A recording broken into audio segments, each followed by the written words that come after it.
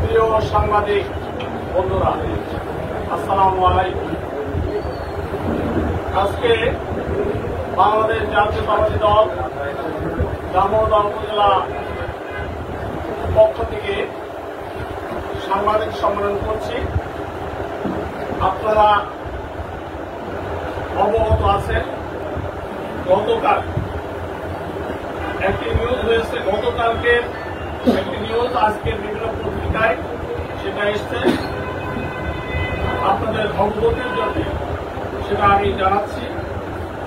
চুয়াডাঙ্গার গাজীপুর গ্রামে বিএনপি নেতা নজির আহমেদ ও নুরুল ইসলামের নেতৃত্বে 91 জনের জামায়াতে যোগদান শিরোনামে সংবাদ প্রকাশিত হয়েছে। উক্ত সংবাদটি সম্পূর্ণ ভিত্তিহীন, বানোয়াট, উদ্দেশ্য প্রণোদিত ও রাজনৈতিকভাবে প্রণোদিত বিভ্রান্তিকর প্রচারণা। প্রিয় সাংবাদিক বন্ধুরা, আমরা স্পষ্টভাবে বলতে চাই, উল্লেখিত ব্যক্তিরা প্রকৃতপক্ষে জামায়াতের নেতাকর্মী ও সমর্থক এবং আওয়ামী লীগের একটি অংশ। তাদেরকে দিয়েই একটা যোগদান নাটক মঞ্চস্থ করা হয়েছে, যা অত্যন্ত দুঃখজনক। বিএনপির কয়েকজনের নাম এখানে ব্যবহার করা হয়েছে আর পত্রিকায় এসেছে। তারা দীর্ঘদিন ধরে বিএনপির সক্রিয় সদস্য এবং দলের বর্তমান সাংগঠনিক কাঠামোতেও তারা দায়িত্বশীল ভূমিকায় রয়েছে। দলীয় নীতি আদর্শের সঙ্গে তারা সংগতিপূর্ণ এবং সক্রিয় রয়েছেন। তারা অর্থাৎ বিএনপির কেউ ওই অনুষ্ঠানে উপস্থিত ছিলেন না। বিএনপির 9 জনের নাম ওখানে উল্লেখ করা হয়েছে। সেই 9 জনের ভিতরে 8 জন এখানে উপস্থিত আছে। আপনাদেরকে জানাচ্ছেন বা জানাবেন যে আমরা কেউ এই অনুষ্ঠানে ছিলাম না এবং আমরা কেউ বিএনপি ছেড়ে জামায়াতে যোগ দেই নাই। প্রিয় সাংবাদিক বন্ধুরা, দামোদর উপজেলা বিএনপি দৃঢ়ভাবে বিশ্বাস করে জাতীয়তাবাদী আদর্শ, গণতন্ত্র ও জনগণের ভোটাধিকার পুনরুদ্ধারের আন্দোলন থেকে কোন প্রকৃত নেতাকর্মী নিশ্চিত হতে পারেন না।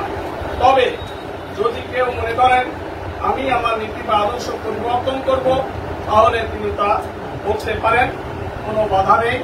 এটাই হচ্ছে গণতন্ত্র এবং সেটাতে বিশ্বাস করবে। 8-10 জন বেশ কিছু জামায়াতের লোক দিয়ে একটা যোগদান নাটক মঞ্চস্থ করিয়ে বিএনপি ও নির্দলীয় সাধারণ মানুষের নাম ব্যবহার করে এবং আওয়ামী লীগের কিছু নেতাদের উপস্থিত করে একটা মিথ্যাচার করা হয়েছে। এ ধরনের মিথ্যা প্রচারণার মাধ্যমে জামায়াতের প্রত্যক্ষ সহায়তায় বিএনপিকে বিভ্রান্ত ও দুর্বল করার চেষ্টা করছে, যা আমরা দৃঢ়ভাবে প্রতিবাদ ও প্রত্যাখ্যান করছি। আমরা সাংবাদিক ভাইদের কাছে বিনীত অনুরোধ করছি, যাচাই বাছাই ছাড়া কোন প্রকার বিভ্রান্তিকর তথ্য প্রচার না করার জন্য। এছাড়া উপজেলা বিএনপি স্পষ্টভাবে জানাচ্ছে, দামোদর উপজেলার প্রত্যন্ত অঞ্চলেও বিএনপির সাংগঠনিক কার্যক্রম এখন আগের চেয়ে অনেক বেশি শক্তিশালী ও গতিশীল। জনগণ আজ পরিবর্তনের জন্য ঐক্যবদ্ধ। আমরা বিশ্বাস করি সত্য ও ন্যায় প্রতিষ্ঠিত হবে ইনশাআল্লাহ।